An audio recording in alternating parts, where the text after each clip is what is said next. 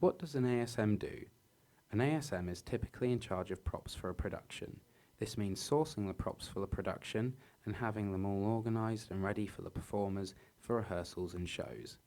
In some cases, on smaller productions, ASMs may also have to make some of the props that they cannot source.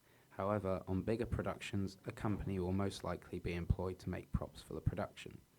An example of this is MDM, who have made props for a range of theatre productions such as The Lion King, Little Shop of Horrors, Cats, Phantom of the Opera, and many more.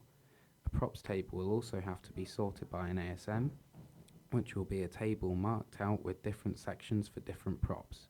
Any props used will have to be returned to the props table when they are finished with for the ASM to store in a safe place. An ASM in some cases may also have to assist stagehands in scene changes if required. If food is being used in the production, it is the ASM's job to buy the food on the day of the production to ensure that it is all in date and safe for consumption. Skills required.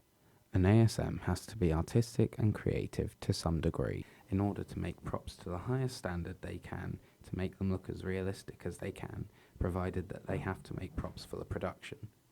An ASM also has to be calm under pressure, as during the shows they will have to have the correct props provided at the correct times, and if they are in a panic, then there is a chance they could get it wrong, causing the production not to run smoothly. This also links into an ASM having to be organised and punctual, as they have the same potential outcomes. An ASM also has to be both physically and mentally ready. Mentally, because they will need to know the show from start to finish and all of their cues, and physically ready because working hours are very long and stamina will be essential to keeping up with the pace of the show. There may also be some heavy props or pieces of set that an ASM may be required to handle. Job description.